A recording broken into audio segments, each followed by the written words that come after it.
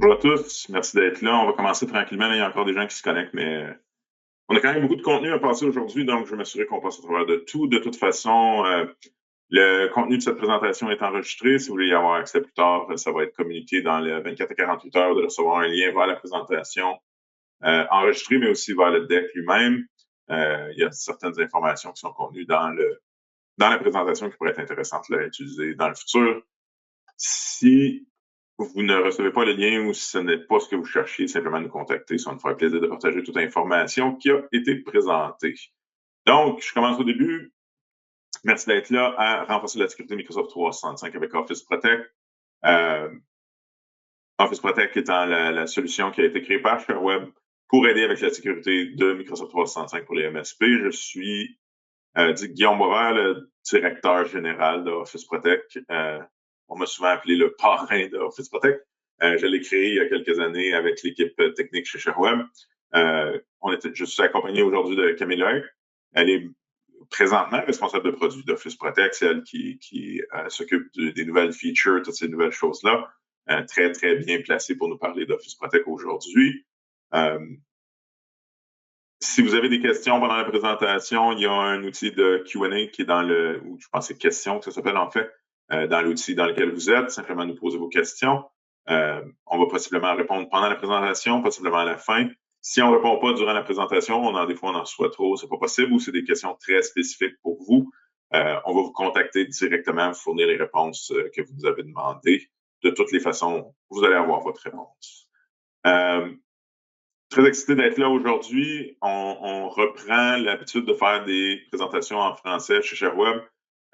C'est le fun de voir nos clients plus locaux, plus québécois, ou les gens à l'étranger qui parlent français. Si vous avez des questions, soyez bien, bien, bien à l'aise de les poser. Ça aide beaucoup à rendre la présentation plus utile pour vous. De quoi on va parler exactement aujourd'hui? Pourquoi Office Protect existe? C'est quoi? Qu'est-ce que ça mange en hiver? Et après ça, on va parler des deux parties principales, sécuriser et standardiser, surveiller, détecter et agir. Ça veut dire, Guillaume, c'est 5 parties. Vous avez un petit peu raison, mais on les a regroupées en deux, simplement pour la compréhension. Une bonne partie de la présentation va être de vous montrer l'application elle-même. On aime ça quand c'est pratique, on aime ça quand c'est connecté sur l'outil, plutôt que vous dire la sécurité, c'est super important. Gartner dit que 12 milliards vont être dépensés dans la sécurité. Ça ne vous aide pas du tout. Là, on va regarder l'application, on va regarder ce que ça peut faire pour vous, comment ça vous rend la vie la plus facile. Donc, on va commencer. Pourquoi Office Protect étant la question de base? L'idée ici, la question qu'on se pose, c'est qu'est-ce qui nous a amené à créer Office Protect? Il y a beaucoup de solutions sur le marché pour la sécurité. Pourquoi créer la nôtre? C'est que ça a été quand même plusieurs millions de dollars d'investissement, beaucoup d'efforts. Qu'est-ce qui nous a poussé à vouloir faire ça? Dans le fond, la réponse est très simple. On a commencé il y a environ 5 ans avec Office Protect. La constatation était que à la vitesse à laquelle bouge le cloud, à la vitesse à laquelle Microsoft développe ces choses, c'est pas très fair, excusez-moi l'anglicisme, c'est pas très juste de s'attendre qu'un fournisseur de services gérés, un MSP, suive tous ces changements-là, soit sur toutes les connaissances, suivre les mises à jour. Je donne même l'exemple, nous qui est investi là-dedans tous les jours dans le back-end de Microsoft avec leurs API et tout ça, ils réussissent à nous surprendre quand même. Il y a des choses qui apparaissent, qui disparaissent, ils n'avertissent pas, c'est pas dans leur mise à jour, etc. Donc, ce qu'on voyait, c'était que bien que la sécurité de Microsoft 365 est exceptionnelle, si vous savez exactement comment l'activer, la configurer et que vous êtes prêt à payer pour, il y a beaucoup, beaucoup de choses qui peuvent être faites pour la sécurité de Microsoft 365.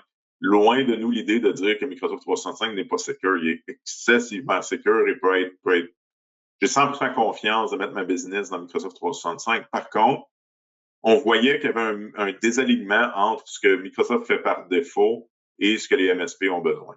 Il y a plusieurs configurations, on va en parler tantôt, là, je ne vais pas dans le détail ici, mais il y a plusieurs standards, plusieurs configurations qui sont là par défaut, qui ne sont pas du tout alignés avec ce que l'industrie recommande comme paramètre de sécurité pour un MSP, pour une petite moyenne entreprise.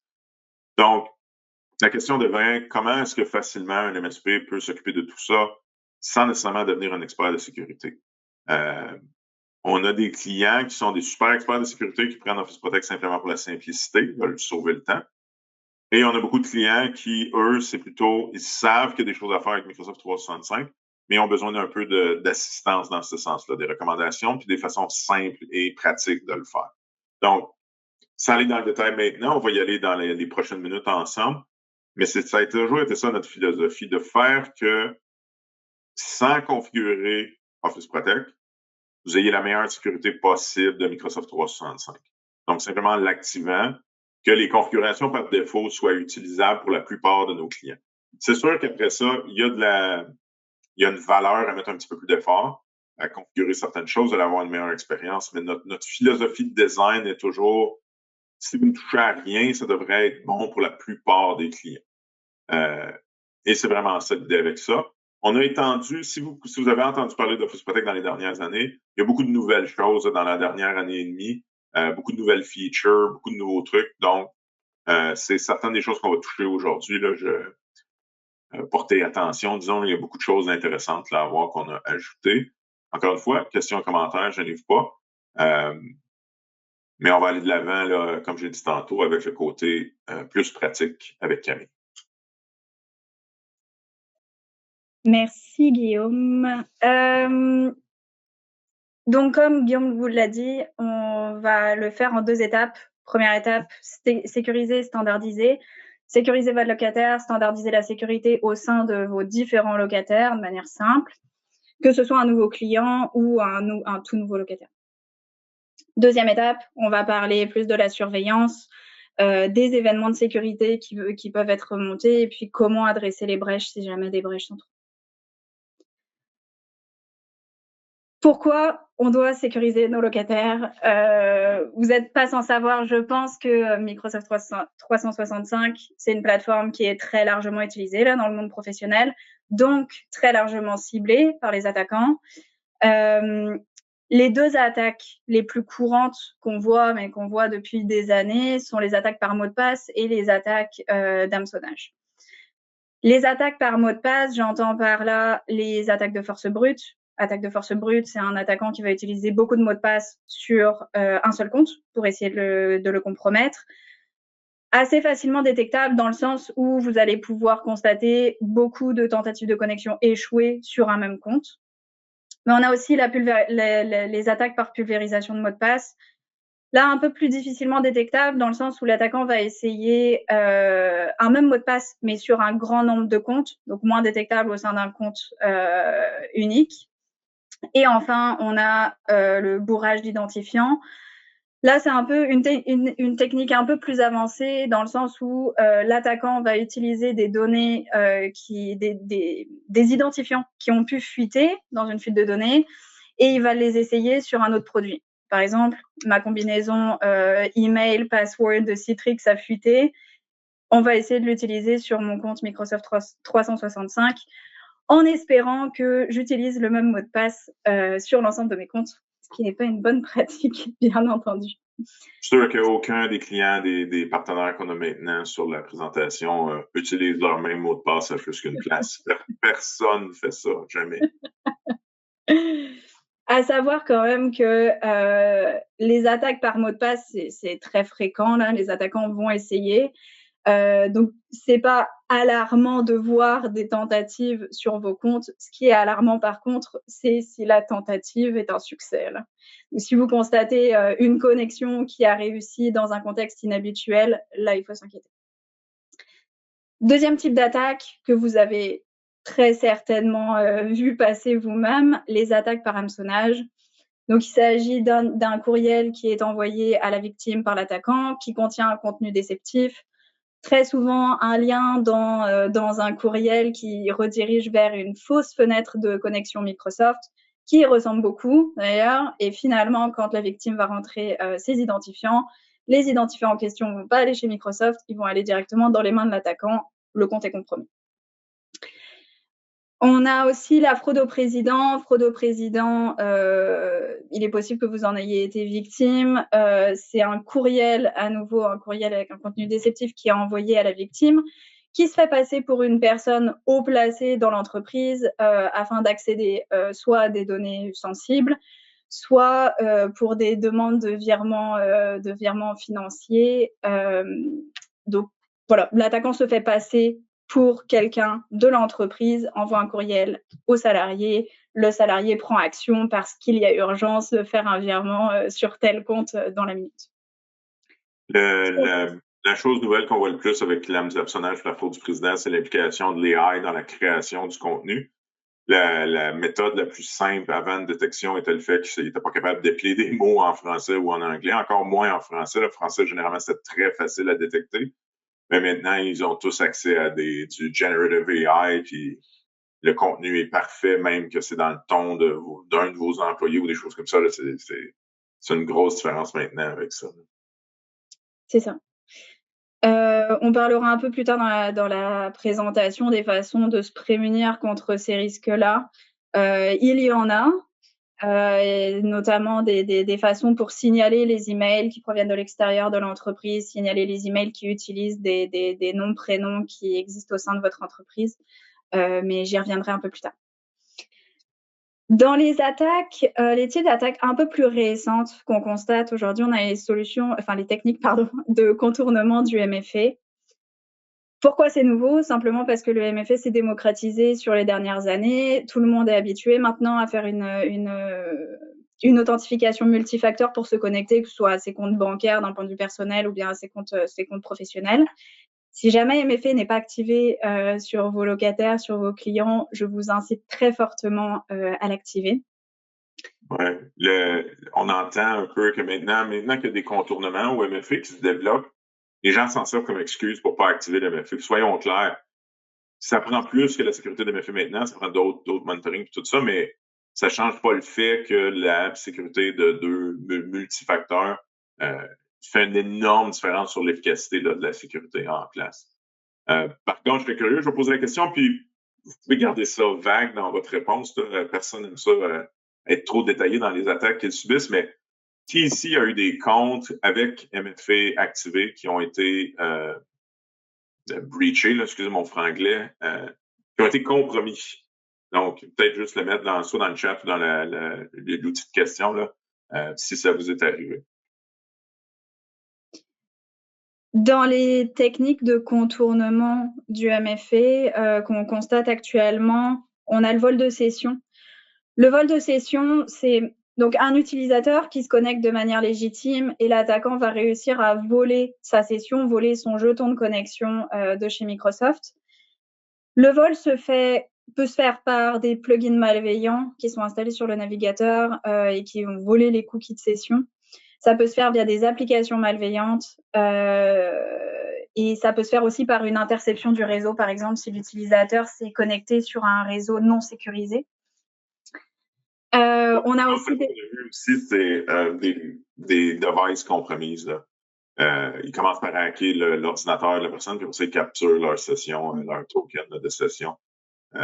C'est vraiment pour les gens qui sont bien configurés, quand on considère bien configuré, c'est vraiment le plus gros problème qu'on voit maintenant. C'est là qu'on voit le plus de succès, disons, pour les attaqueurs, c'est cette attaque sur les sessions. D'ailleurs, c'est pas un gros sujet de la présentation en ce moment, mais je le mentionne parce que c'est bien de présenter ce qui va mal, mais Microsoft travaille là, sur des méthodes pour aider la protection de ces sessions-là. Je dirais que la plupart des gens sont un peu déçus du temps que ça prend pour sortir des solutions, etc., mais ils ont maintenant un truc en preview là, par rapport à la protection des sessions. Donc, c'est quelque chose à garder en tête. Dans les techniques de contournement du MFA, on a aussi la technique du SIM swap. Donc, c'est un attaquant qui va réussir à prendre le contrôle, entre guillemets, de la SIM de l'utilisateur pour récupérer ses SMS de double authentification. Pour cette raison-là, on vous incite vraiment à plutôt activer d'autres techniques de double authentification plutôt que l'email et le SMS.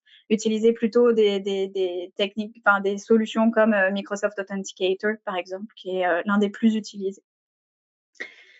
Et enfin, celle-là qui concerne notamment Authenticator, la fatigue MFA. La fatigue MFA, c'est en gros pousser l'utilisateur à accepter par erreur sa double authentification. Comment ça se présente? Généralement, l'attaquant va spammer la victime de notifications MFA et éventuellement, à un moment donné, le contacter, lui dire « Je suis du support, je sais qu'on a un problème actuellement, si jamais tu acceptes ta notification MFA, tu n'auras plus de problème, ça va s'arrêter. » En effet, ça va s'arrêter parce que l'attaquant aura réussi à compromettre le compte. Donc ça, pour le MFA, le suivi du MFA, on y reviendra là pendant la présentation, mais c'est aussi un challenge là pour les organisations de comment vraiment activer MFA. Il y a plusieurs façons d'activer MFA et comment suivre l'état du MFA aussi au sein de votre locataire. En termes d'attaques, les attaques viennent pas nécessairement de l'extérieur, peuvent venir de l'intérieur. Donc, on a un risque les risques internes sont des risques d'abus de privilèges. Des utilisateurs qui ont accès à certaines données, à certains contenus, à certains pouvoirs d'administration au sein du locataire, peuvent utiliser ces droits-là à des fins malveillantes. J'ai accès à du contenu, je suis pas censée accéder à des dossiers, à des fichiers confidentiels, par exemple, je le fais quand même, soit pour les extraire de l'entreprise, ou bien juste par curiosité, ou bien changement dans les configurations de sécurité, par exemple, de l'entreprise. Je donne des droits à des utilisateurs qui ne sont pas censés avoir des droits. Donc, les risques internes, ça pousse vraiment les MSP, les clients, les administrateurs de locataires à surveiller vraiment qui a accès à quoi en tout temps et puis s'assurer que le principe du moindre privilège est bien respecté dans le sens où je ne dois avoir accès que à ce qui me permet de faire mon travail et pas à plus. Risque d'exfiltration de données, ça peut arriver, soit si un compte a été compromis au préalable ou bien si vous autorisez le partage de vos fichiers de manière publique. On y reviendra sur les paramètres qui sont activés par défaut là, côté Microsoft à ce sujet-là. Mais l'exfiltration de données, forcément, c'est un risque que vous prenez si jamais le tenant n'est pas configuré correctement, n'est pas surveillé correctement. Et enfin, le rançongiciel. C'est une technique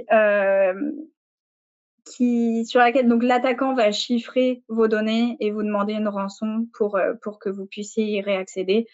Soit l'attaquant a eu accès à un device, un ou plusieurs devices, ou a eu accès à un compte. Si jamais vous voulez en savoir plus sur ces différentes techniques, on a fait un webinaire, il me semble que c'était en février, et ce webinaire-là est accessible depuis notre chaîne YouTube ShareWeb. Par contre, il est en anglais. Je ne sais pas si Guillaume, tu peux, ou si quelqu'un de ShareWeb là, peut partager le lien dans le chat, ou on vous le partagera là, après le webinaire si jamais vous êtes intéressé. La chaîne ShareWeb de YouTube, c'est YouTube/ShareWeb, là, donc ça, oui. Vous n'oubliez pas où la trouver. Mais oui, effectivement, on mettra le lien vers la présentation elle-même. Parfait, merci. Comment sécuriser et standardiser? Maintenant qu'on a parlé des bonnes nouvelles en matière de risque, on a bien sûr des solutions pour limiter ces risques-là pour vous. Donc, comme le disait Guillaume tout à l'heure, une des idées reçues qu'on peut avoir quand on achète ou bien qu'on récupère un locataire Microsoft 365, c'est qu'il est complètement sécurisé par défaut. Est-ce qu'il est sécurisé? Oui. Est-ce que les configurations de sécurité correspondent à vos besoins et à votre réalité? Pas nécessairement. Microsoft adresse du compte particulier aux organisations globales. Microsoft ne peut pas choisir pour tout le monde la configuration par défaut qui conviendra à tout le monde. Donc, il est vraiment nécessaire de passer dans toutes les configurations, les configurations de vos produits. Là, dans le cadre de Microsoft 365, j'entends Entra ID, dans lequel vous avez vos utilisateurs et vous allez gérer vos accès. On a Exchange pour la gestion des emails, Teams, SharePoint que vous connaissez très probablement, et Defender. Defender, ça va être plus des paramètres un peu plus généraux sur l'organisation. Ça peut être la gestion du spam, ça peut être la gestion de l'hameçonnage, ça peut être la protection des fichiers, du contenu. À noter par contre que dans Defender, beaucoup de ces fonctionnalités-là, notamment la protection des contenus, des documents, des liens, ce sont des fonctionnalités premium.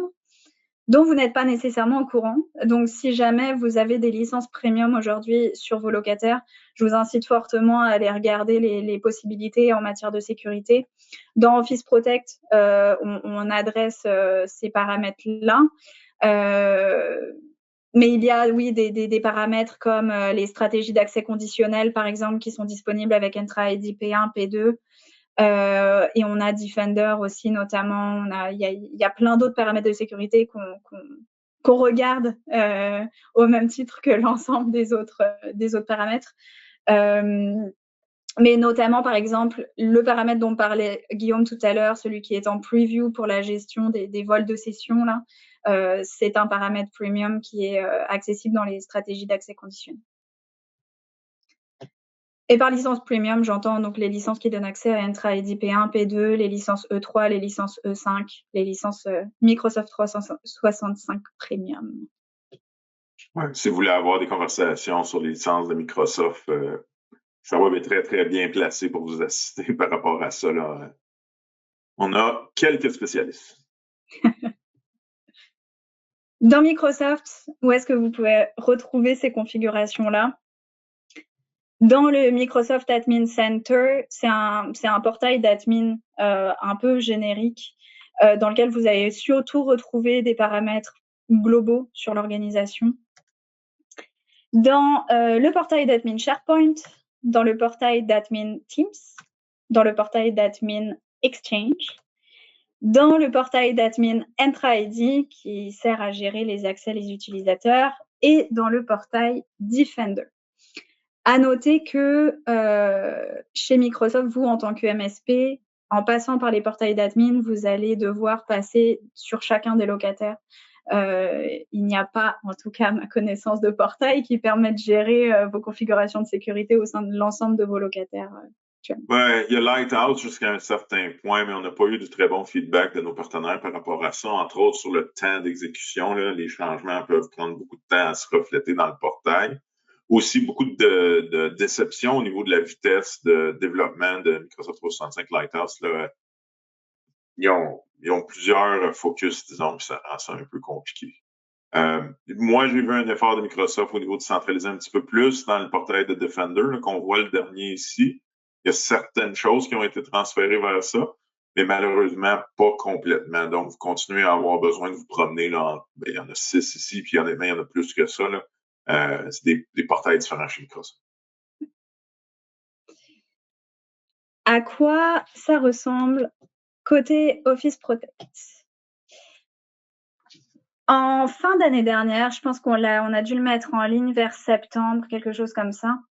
On a pris la décision de faire un outil qui servirait au MSP à faire un audit de sécurité sur les locataires. C'est un outil qui est complètement gratuit. On ne s'en sert pas pour vous recontacter à la suite. On ne garde aucune donnée personnelle, on ne garde aucune donnée sur vos locataires.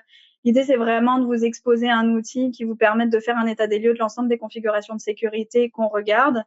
Et puis de vous proposer, enfin de vous faire des recommandations et de vous parler des risques associés à ces configurations de sécurité-là lorsqu'elles ne sont pas activées. Donc là, je vous donne un exemple. Exemple d'une recommandation, vous avez une petite description qui vous dit, qui vous parle des risques, qui vous parle de pourquoi l'activer, et vous avez aussi accès à toute notre base de connaissances derrière, qui vous donne un peu plus de détails sur le paramètre de sécurité, à quoi il sert et comment l'activer côté Microsoft ou bien dans Office Protect. Juste mentionner que l'outil aussi est fait pour les MSP. Si vous voulez utiliser votre compte d'MSP qui voit tous vos clients, vous pouvez facilement faire cette évaluation-là sur tous vos clients là, beaucoup plus rapidement qu'un par un. Dans les deux cas, c'est gratuit. Là, et c'est disponible en français, ce qui est le thème du jour. J'allais y venir sur la façon d'accéder à cet outil-là. Il vous faut simplement un utilisateur qui est administrateur général sur l'organisation. Donc, si vous passez par votre compte MSP, il faut que ce soit un admin sur votre locataire MSP, sinon sur chacun de vos clients. Donc, administrateur général qui consentit à une application qui va nous permettre ensuite d'accéder à ces informations-là. Cette application-là, on la supprime dès lors qu'on n'en a plus besoin, que vous avez quitté l'outil, soit directement, soit dans les 24 heures au maximum. Vous avez accès depuis cet outil-là aussi à un rapport en format PDF que vous pouvez partager à vos clients et que vous pouvez conserver là pour traquer traquer vos progrès en matière de sécurité si jamais vous relancez ensuite un nouveau rapport.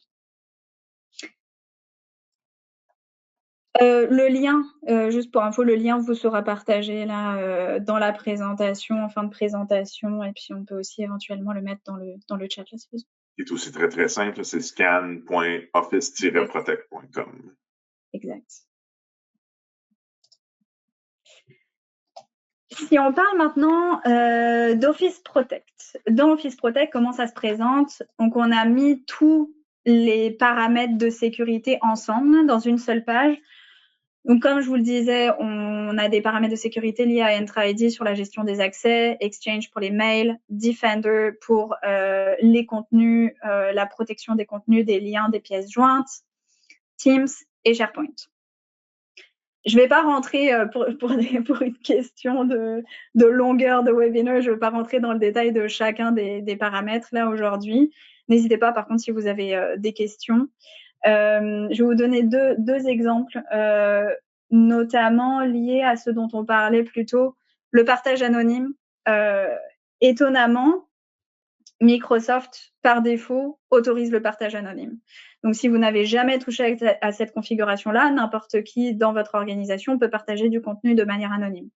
Quand je parle d'anonyme, c'est un utilisateur qui va créer un lien qui est accessible à tout le monde. Donc, n'importe qui a le lien pourra accéder au contenu.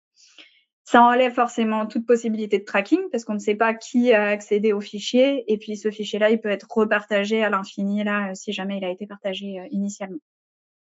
C'est aussi une des méthodes utilisées pour l'exfiltration de données par les gens qui ont réussi à hacker. Donc, ça peut avoir cette setting-là bien configurée, peut aussi aider à limiter un peu l'exfiltration.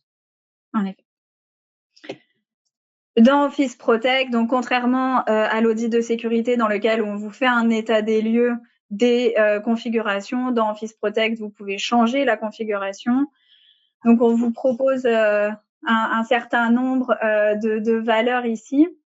On reviendra plus tard sur les recommandations qu'on vous suggère.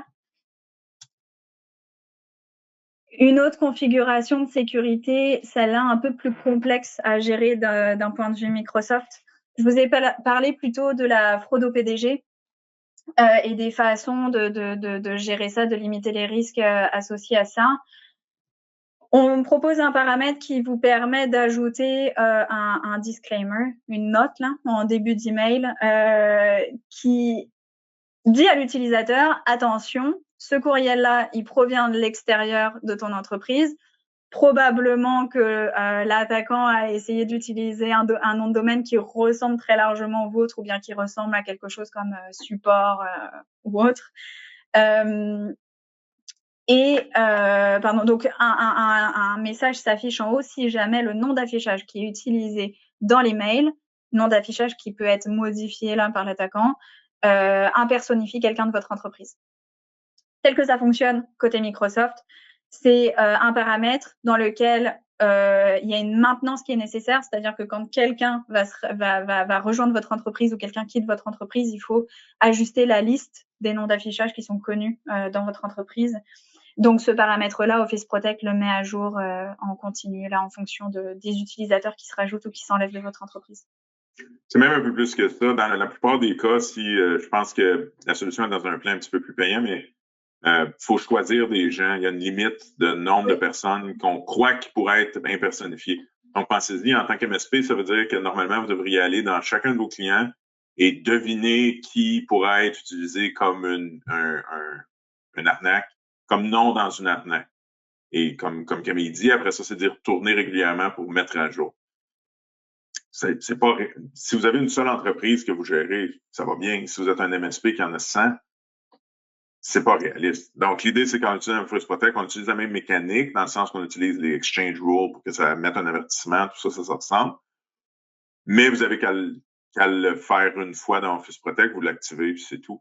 On va la mettre à jour à tous les jours selon les gens qui se joignent ou qui quittent les organisations que vous managez. Donc, c'est vraiment ça la philosophie d'Office Protect. C'est la même fonctionnalité technique, mais un résultat complètement différent au niveau de votre expérience en tant qu'MSP. Une demande bien différente au niveau de votre investissement du temps et pour la maintenance et tout ça. Donc, toujours dans cette philosophie-là, on a mis en place une fonctionnalité de profil. Un, pour vous proposer des recommandations, ce que nous, on aurait fait si on était vous par rapport à ces paramètres de sécurité-là. Donc, vous avez accès à des profils de bonnes pratiques recommandées, par exemple, des profils qui ont un impact un peu plus faible sur les utilisateurs, mais qui répondent aux meilleures pratiques, là, ou bien sécurité maximale. Là, c'est une sécurité maximale, comme son nom l'indique, mais un plus gros impact sur les utilisateurs. Lorsqu'un profil est configuré, veillez quand même à bien vérifier chacun des paramètres de sécurité pour vous assurer que ça corresponde bien à vos réalités. Vous n'allez pas bloquer des opérations sur vos clients. Si jamais ces profils-là ne vous correspondent pas, vous pouvez bien sûr vous-même les modifier. Et à ce moment-là, vous passez sur un profil personnalisé. Donc, profil personnalisé, vous y mettez toutes les valeurs que vous souhaitez. Et ensuite, ces profils-là, vous pouvez les réutiliser d'un locataire à l'autre. Si jamais vous faites des changements sur un profil, ça va s'appliquer à tous les locataires en une seule fois. C'est une des grandes valeurs de Office Protect. Moi, quand on l'a créé, on avait un gros focus sur le fait que ça vous sauve du temps. Un des feedbacks les plus communs qu'on a reçus de nos utilisateurs, c'est oui, ça sauve du temps, tout à fait, mais ça a quasiment plus de valeur parce que ça garantit comment est configuré ses clients. Il y a un profil, il la clique, il sait qu'ils sont configurés comme ça. On va parler d'ailleurs de d'autres choses dans le reste de l'application pour vous aider avec ça. Mais de savoir que vos clients sont configurés d'une certaine façon. Parce qu'en ce moment, si je vous le demande, comment vous faites pour savoir que vos clients sont configurés de la façon que vous pensez qu'ils sont configurés? Comment vous faites pour en être sûr? Il ne faudrait pas le découvrir le jour où ils se font hacker, puis finalement, Steve, le CEO, avait éteint le MFA pour tout le monde par erreur. Ça crée une mauvaise situation. Ce ne sera pas de votre faute, mais ça crée quand même une mauvaise situation. Un paramètre un peu particulier ici, le MFA. Donc, comme je l'ai dit tout à l'heure, le MFA peut être activé de plusieurs façons et c'est pas si simple que ça, côté Microsoft, de comprendre comment il est activé, par quoi il est activé et qui sont les utilisateurs protégés. Pour cette raison-là, on a fait une rubrique dédiée au MFA, donc audit MFA. Guillaume, est-ce que tu veux dire un mot sur la philosophie, là, le pourquoi on a fait ça? Oui, mais c'est quand même simple et intéressant. Là. Dans le fond, on avait un gros partenaire qui travaillait avec nous autres, avec Office Protect. Et ils avaient un défi constant où est-ce qu'ils croyaient que leur MFA était configuré d'une certaine façon. Et en bout de ligne, ils se retrouvaient avec des situations qui prouvaient un petit peu le contraire. Donc, il y avait des gens qui se loguaient et tout ça. Il y avait un requis de conformité qui disait vous devez démontrer que vous avez le MFA qui est configuré de la bonne façon et qui est utilisé par tous les utilisateurs. Et ça devenait un travail de moine, pardonnez-moi l'expression, de sortir les preuves de ça, de s'assurer que c'était le cas. Et même en faisant ça, encore pire, ils ont découvert je ne veux pas appeler ça des bugs parce que c'est comme pas confirmé complètement, mais il y avait des situations où c'est que, par exemple, Security Default était activé et l'argent ne se faisait pas demander, certains users ne se faisaient pas demander le MFA quand même. Donc, on a travaillé avec eux, on a fait un rapport premièrement manuel en utilisant l'information à laquelle on avait accès pour leurs clients. Puis après ça, et c'était toujours le plan, on a transformé ça dans une feature complète pour Office Protect pour donner la même valeur à tous les MSP qui travaillent avec ShareWeb, qui sont clients d'Office Protect, par rapport à gérer leur conformité au multifactor authentication, l'authentification à multiples facteurs. Camille, es-tu toujours avec nous? Oui, je suis désolée, ma caméra a arrêté de fonctionner et j'arrive pas à la réactiver. Je vais continuer comme ça, I guess. Mais vous voyez toujours mon écran? Oui, absolument. Ok, parfait. Bon, c'est déjà ça. Donc un petit passage rapide là, sur MFA Audit. Vous avez un tableau avec l'ensemble de vos locataires, les configurations qui y sont associées. Dans les configurations, on a les paramètres de sécurité par défaut. C'est la configuration la plus basique là pour activer MFA. Dans le temps, c'était le MFA par utilisateur. Il y a toute une histoire autour du MFA par utilisateur, dans le sens où Microsoft veut le décommissionner, puis finalement non, donc on ne sait pas exactement ce qu'ils vont faire avec ça.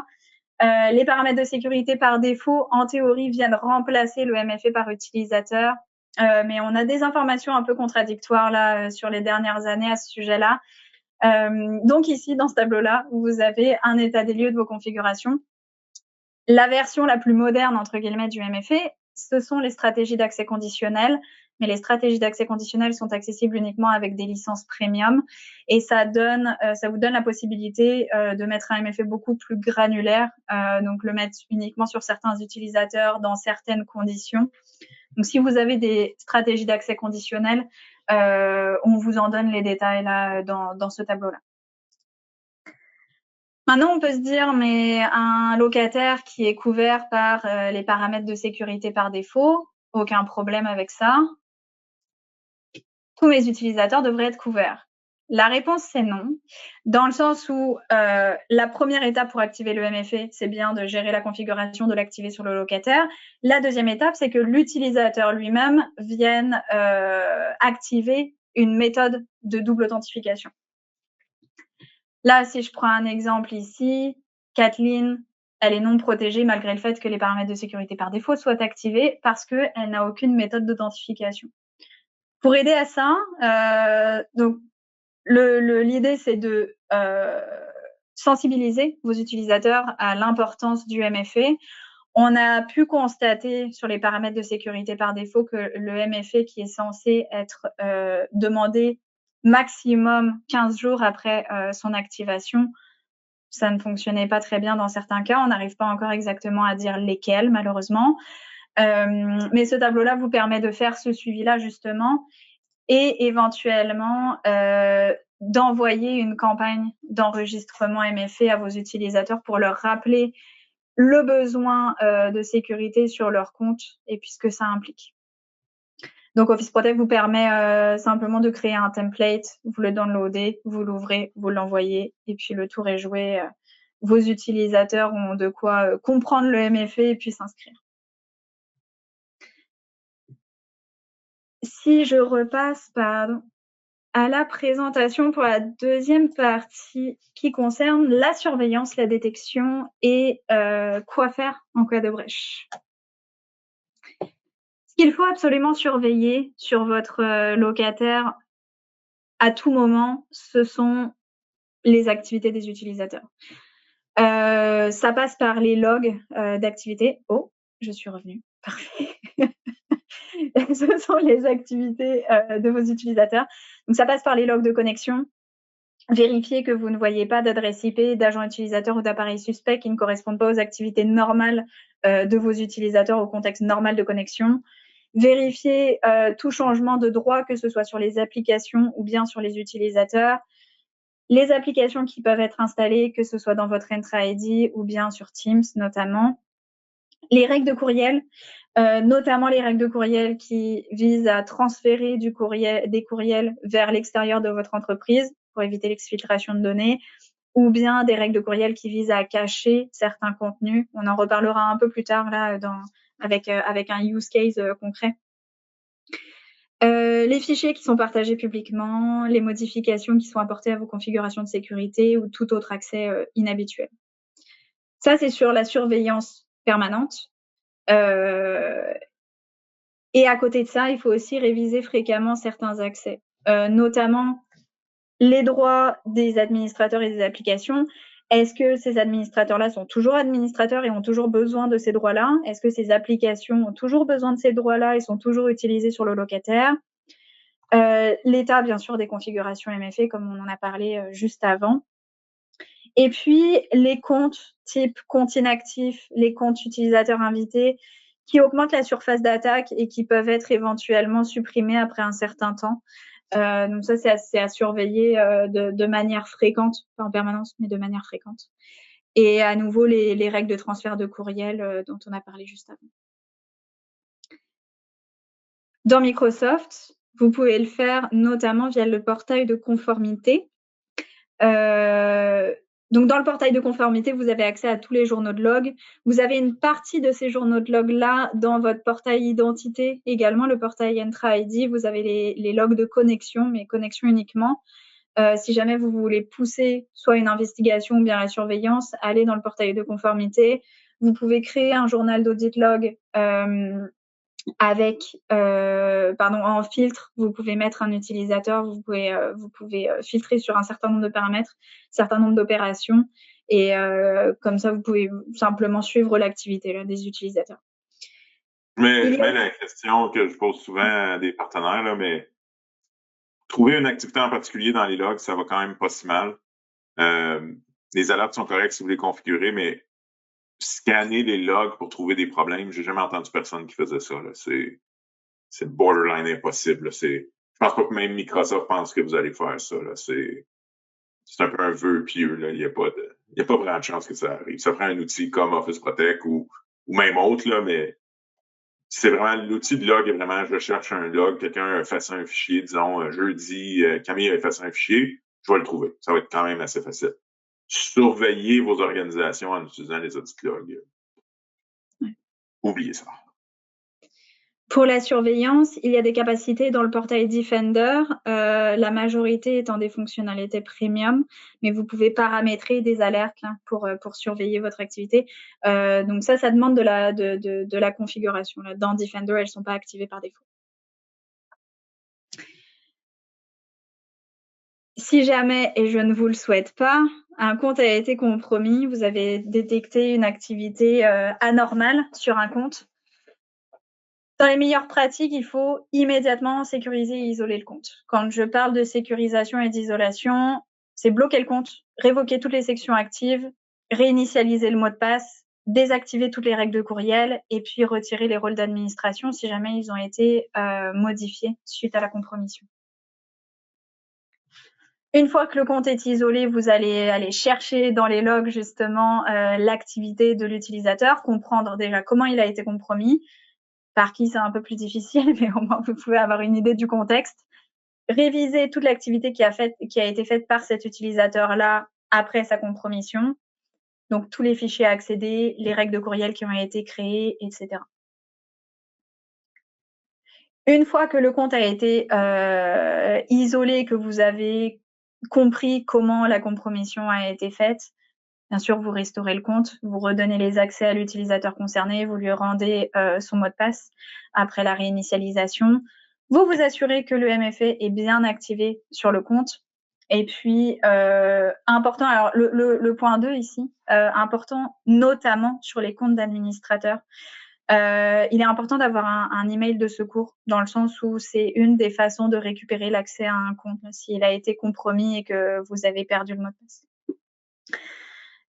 Donc débloquer l'accès au compte, restaurer les rôles d'administrateur, etc.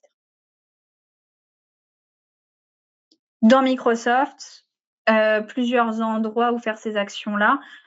La première place, c'est le portail Admin Center Microsoft 365 ou le portail Identité. Il y a à peu près les mêmes capacités dans les deux. Il me semble que vous pouvez révoquer les sessions actives que dans l'un, par contre. Je ne sais plus lequel, très honnêtement. Toutes les actions liées aux boîtes aux lettres, ça se passe dans le portail Exchange, excepté la gestion des règles de boîte aux lettres, de boîte de réception, où là, c'est un peu plus complexe. Il faut que vous vous donniez des accès admin sur la boîte aux lettres et que vous accédiez dans Outlook Web à la boîte aux lettres pour pouvoir vérifier les règles en question.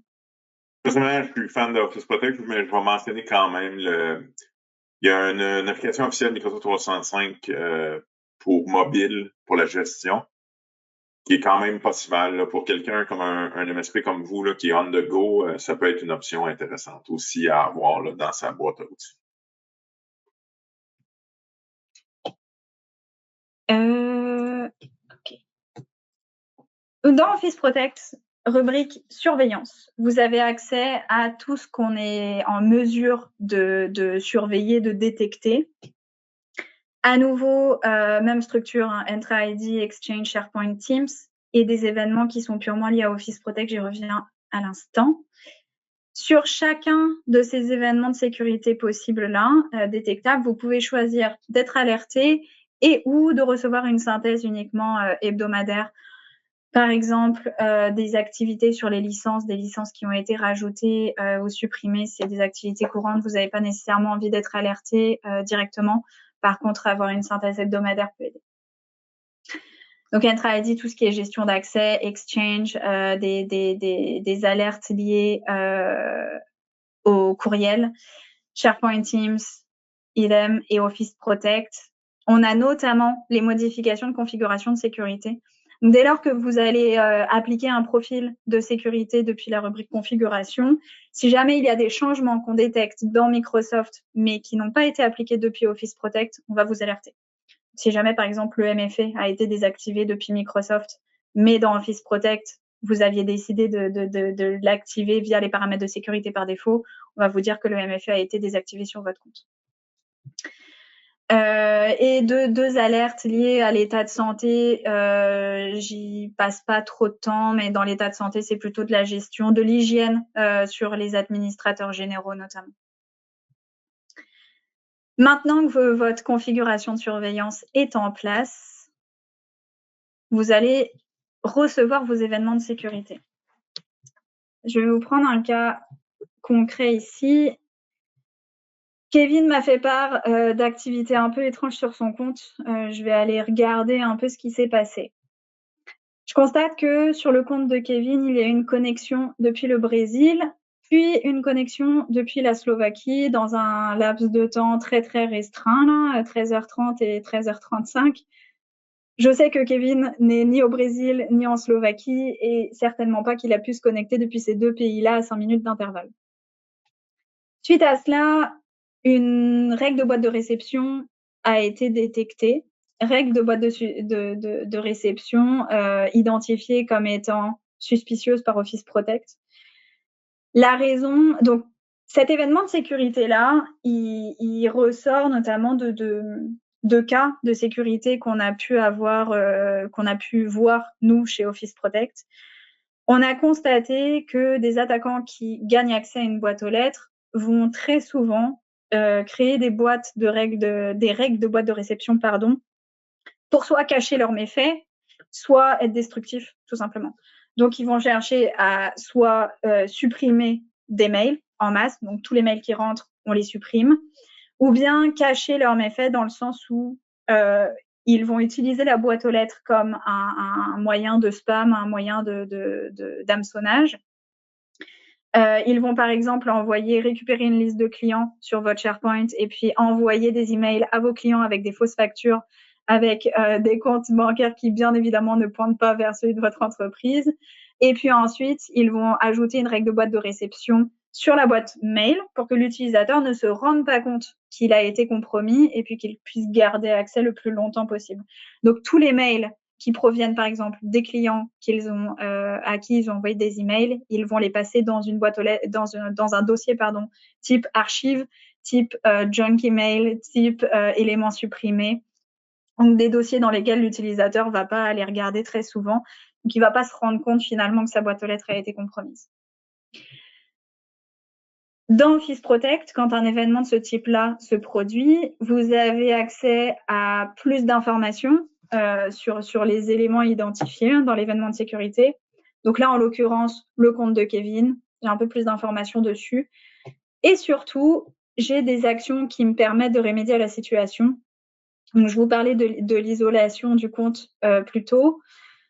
Dans Microsoft, ça se retrouve à plusieurs places dans les différents admins. Ici, dans Office Protect, dans la philosophie à nouveau de vous simplifier le travail quand ce genre de cas se produit, on a aggloméré toutes les meilleures pratiques en termes de réaction lorsqu'une compromission de compte survient. Donc, vous pouvez, en un clic, désactiver l'utilisateur, révoquer toutes les sessions actives, enlever le transfert de courriel. Là, en l'occurrence, il n'y en a pas sur cette boîte mail-là. Et puis désactiver les règles de boîte aux lettres. Donc, et vous pouvez bien sûr décider de n'en activer que 1 sur les 4 en fonction de votre besoin. Vous pouvez réinitialiser le mot de passe de l'utilisateur, bien sûr, et vous pouvez également agir sur la règle de boîte de réception concernée. Donc là, c'est dans le cadre de cet événement-là.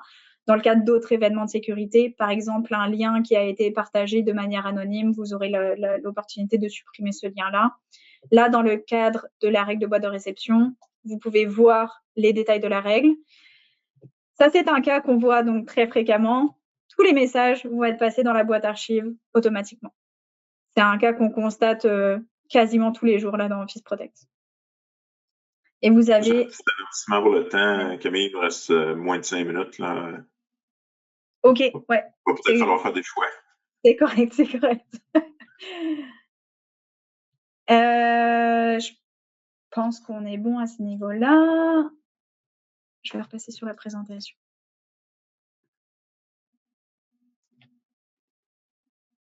Dans les autres fonctionnalités, les autres capacités qu'offre Office Protect, on a, je vais y passer rapidement, on a la fonctionnalité de rapport avancé. Ça vous permet de visualiser toutes les données dont vous pourriez avoir besoin en fait sur vos locataires.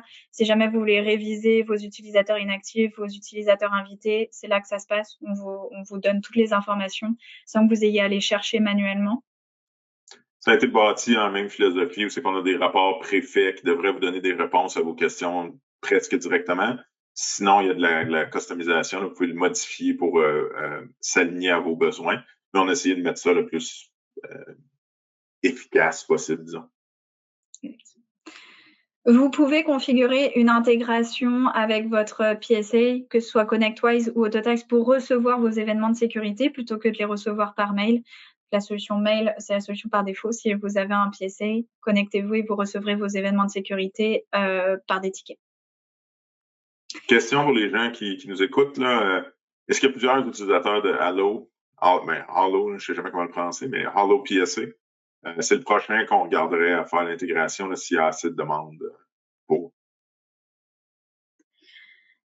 La gestion des exceptions dans votre surveillance, au même titre que Microsoft, on ne peut pas avoir de profil par défaut qui corresponde à tout le monde là dans la surveillance. Donc, on vous offre l'opportunité de personnaliser votre surveillance, d'ajouter des règles qui vous permettent, qui empêchent Office Protect en fait de créer des alertes dans certains cas. Par exemple, un salarié qui part en déplacement dans un autre pays, vous souhaitez être alerté des connexions depuis ce pays-là sur tous les autres utilisateurs, mais pas cette personne-là lorsqu'elle est en déplacement.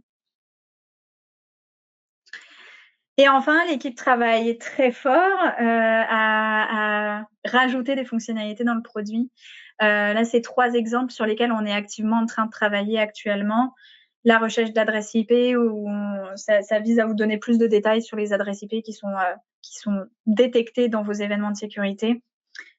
Les mesures de sécurité recommandées, ça s'en va en ligne très très prochainement. Si c'est pas aujourd'hui, ce sera demain. Ce sont des recommandations qui visent à augmenter la sécurité simplement de votre locataire. Donc, on vous suggère des améliorations, des révisions de certaines affaires. Et enfin, la gestion des départs. Gestion des départs dans la même philosophie que la rémédiation, qui peut être la rémédiation lorsque vous avez une compromission de compte, qui peut être un événement stressant et vous avez beaucoup de choses à faire. Dans la gestion des départs, c'est un peu le même principe. Vous avez beaucoup de choses à faire pour enlever les accès, gérer les accès backup pour que quelqu'un d'autre regarde le contenu du compte, les accès au compte SharePoint, OneDrive, etc. Donc tout ça, on veut le mettre dans Office Protect, que ce soit très simple pour vous et que ça vous enlève ce stress-là, justement. Guillaume, je te laisse la main. Ben, donc, en conclusion, il y a certains items par rapport à sélectionner Office Protect. Aujourd'hui, ce qu'on vous a présenté, c'est vraiment Office Protect Core. C'est le logiciel lui-même, c'est la technologie qu'on utilise et qui est à votre portée. Très abordable, très, très simple à utiliser, qui est conçu pour vous. On a eu plusieurs partenaires qui nous ont demandé d'offrir un service géré par-dessus. Quand je dis service géré, je veux vraiment parler d'MDR, la détection et réponse. Donc, on a une offre qui s'appelle Office Protect Alliance, évidemment un petit peu plus dispendieuse, qui fait que les alertes qui sont produites par le système, au lieu d'aller à votre organisation, ils vont à notre centre d'opération de sécurité. Donc, je ne passerai pas beaucoup de temps là-dessus, mais dans le fond, c'est ça. Si vous voulez que quelqu'un d'autre fasse la première analyse, prenne les premières actions comme suspendre les comptes, ces choses-là, vous pouvez utiliser notre centre d'opération de sécurité pour faire ça. On s'adapte à vos besoins. Vous voulez pas qu'on les suspende le jour, mais qu'on les suspende la nuit parce que vous n'êtes pas 24/7, quelque chose comme ça. C'est toutes des choses qu'on est habitué de faire. Il y a un moment pour mentionner la version gratuite jusqu'à un certain point. Il y a 2 façons très, très simples de mettre la main sur Office Protect quand vous êtes un partenaire de ShareWeb. La première étant, on l'associe pour 30 jours avec la plupart de nos produits Microsoft 365 de base. Donc, si vous achetez pour une de vos organisations ou déménagez chez ShareWeb, vous pouvez avoir accès à Office Protect pendant 30 jours. Je l'ai dit souvent, moi, je recommande fortement de l'utiliser pendant 30 jours, même si vous n'avez pas l'intention de l'acheter. Donc, allez voir les configurations, allez voir les alertes qui sont produites. Ça ne vous coûte rien. La sécurité va être meilleure de vos clients. Puis, quand le 30 jours se termine, on ne renverse pas les modifications à vos configurations. Là. Vous demeurez plus sécure que vous l'étiez au début. Donc, il n'y a pas de raison de ne pas prendre le temps de faire ça. L'autre chose qui est mentionnée ici, qui est importante, c'est qu'on a une version qu'on appelle le NFR, là, non disponible à la revente. Donc, pour votre organisation en tant que MSP, vous pouvez avoir gratuitement Office Protect Core ou avoir Office Protect Alliance de à rabais. Encore une fois, pas beaucoup de raisons de ne pas l'essayer dans ce contexte-là. Là, si vous n'avez pas un outil déjà pour faire ça, je pense que c'est dur de ne pas y jeter un petit coup d'œil. Contact, le site web, évidemment, sur le site web de ShareWeb, il y a la section Office Protect, il y a plus d'informations à cette place-là. Personnellement, je suis quelqu'un de très pratique. Je pense que vous êtes un peu de la même façon. Je vous suggère fortement d'essayer l'application plutôt que de lire du site web. Vous pouvez contacter une équipe de partenaires. Contactez notre équipe de partenaires là. Si vous avez déjà un représentant de compte, vous pouvez parler à votre représentant de compte. Et je pense que la slide d'après, c'est les... Ouais, je viens juste de remarquer une petite coquille là, bien sûr, à la place du D, c'est pas d'Airweb. OK.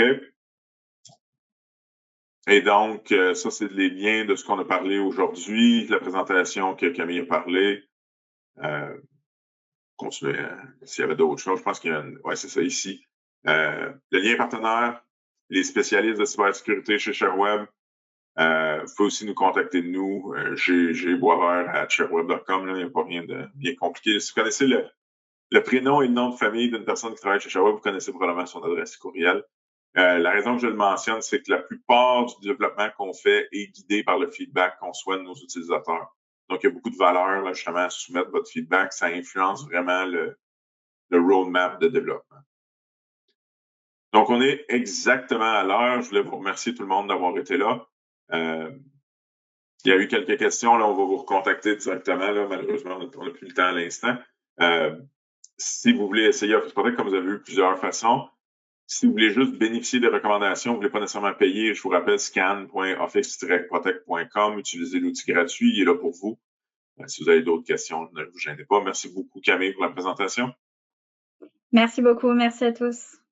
Merci, bonne journée. Bonne journée.